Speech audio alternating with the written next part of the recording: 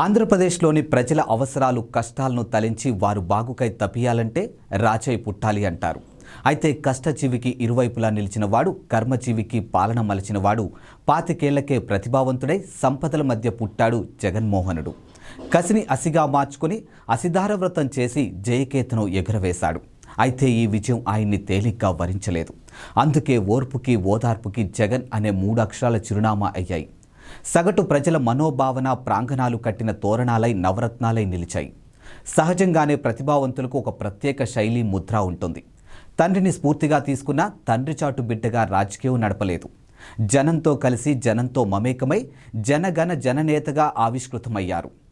సమాజ చైతన్యానికి తెరలేపి సామాజిక చైతన్యం అంటే ఏమిటో చాటి చెప్పాడు.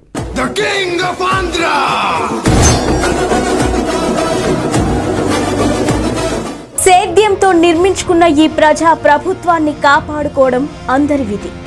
పరిపాలన అంటే ఆకాశ హార్మ్యాల నిర్మాణం, విదేశీ శక్తులకు ఆహ్వానం, లక్షల కోట్లు దోచేయడం అనే సంస్కృతికి వీడుకోలు చెప్పి అట్టడుగు వర్గాల సాధికారతే లక్ష్యంగా సాగిపోతున్నారు సీఎం వైఎస్ జగన్మోహన్ రెడ్డి.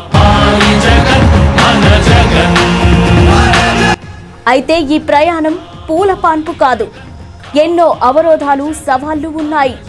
అయినా ఆత్మవిశ్వాసమే ఆలంబనగా సాగుతున్నారు. అయితే ఈరోజు ఆంధ్రప్రదేశ్ ముఖ్యమంత్రి వైఎస్ జగన్మోహన్ రెడ్డి పుట్టినరోజు.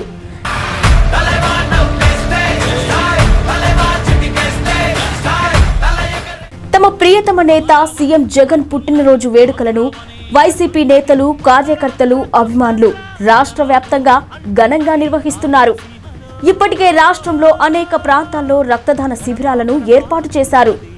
అయితే ఈ ఏడాది జగన్ పుట్టినరోజు వేడుకల్లో భాగంగా పర్యావరణ పరిరక్షణకు ప్రాధాన్యత ఇచ్చేలా అనేక కార్యక్రమాలను చేపట్టారు.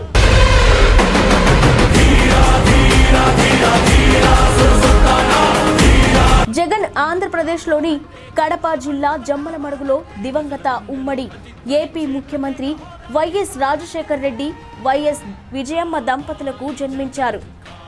ఈయన హైదరాబాద్ సిటీ బేగంపేటలోని హైదరాబాద్ పబ్లిక్ స్కూల్లో ఇంటర్ విద్యాభ్యాసం చేశారు. అయితే 2004 ఎన్నికల సమయంలో జగన్ కడప జిల్లాలోని భారత జాతీయ కాంగ్రెస్ పార్టీకి ప్రచారం చేయడం ద్వారా తన రాజకీయ ప్రస్థానాన్ని ప్రారంభించారు. ఆ విధంగానే 2009 కడపలో లోక్సభ నియోజకవర్గం నుండి కాంగ్రెస్ తరపున పార్లమెంటు సభ్యునిగా ఎన్నికయ్యారు.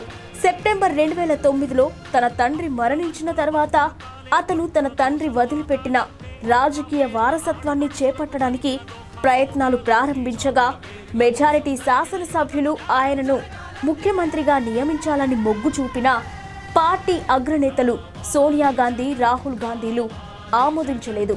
కాగా తన తండ్రి మరణించిన 6 నెలల తర్వాత అతను ముందుగా వాగ్దానం చేసినట్లుగా తన తండ్రి మరణ వార్తను విని ఆత్మహత్య, అనారోగ్యంతో బాధపడుతున్న వారి కుటుంబాలను కలుసుకోవడానికి ఓదార్పు యాత్ర ప్రారంభించారు.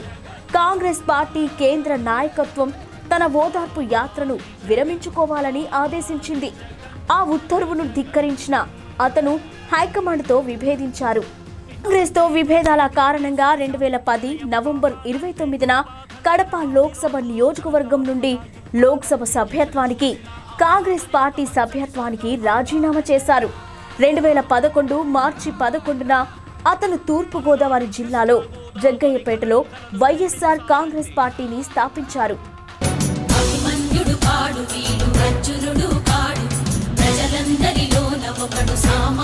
ఇక 2014 ప్రత్యేక ఆంధ్ర సార్వత్రిక ఎన్నికలలో తన రాజకీయ ప్రత్యర్థి చంద్రబాబు తెలుగుదేశం పార్టీ చేతిలో అతి స్వల్ప ఓట్ల శాతంతో పరాజయం పొంది ప్రతిపక్ష నేతగా అసెంబ్లీలోకి అడుగుపెట్టారు జగన్.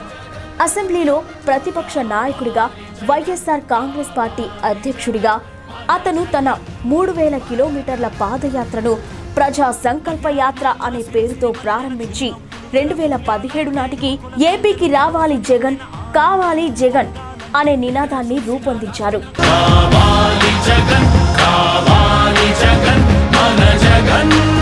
రాష్ట్ర విభజనకు సంబంధించిన విభజన హామీలను నెరవేర్చకపోవడం, ప్రత్యేక హోదాను ఇవ్వకపోవడంపై 5 ఏళ్ల పాటు టీడీపీ ప్రభుత్వంతో పోరాడారు.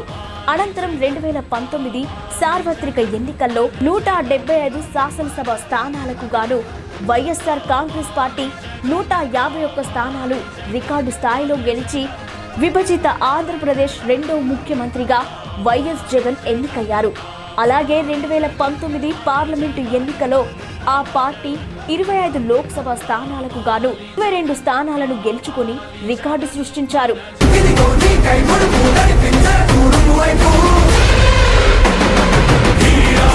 ఏపీ సీఎం జగన్ పుట్టినరోజు సందర్భంగా వైసీపీ నేతలు, కార్యకర్తలు, అభిమానులు జగన్కు వినూత్న రీతిలో శుభాకాంక్షలు తెలిపేందుకు రకరకాల ప్రయత్నాలు చేస్తూ ఉన్నారు.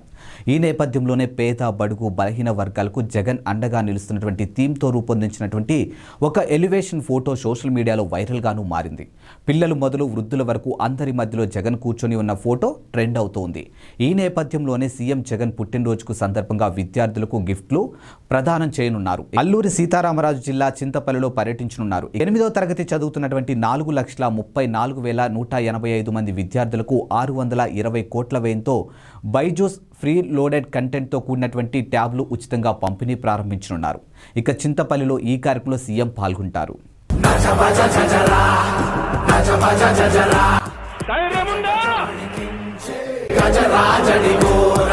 కార్యకర్తలు గ్రామాల్లోకి వెళ్ళినప్పుడు పలాని వాడు మా నాయకుడని కాలరేగరేసుకొని చెప్పే పరిస్థితిలో ఆ నాయకుడు ఉండాలి అని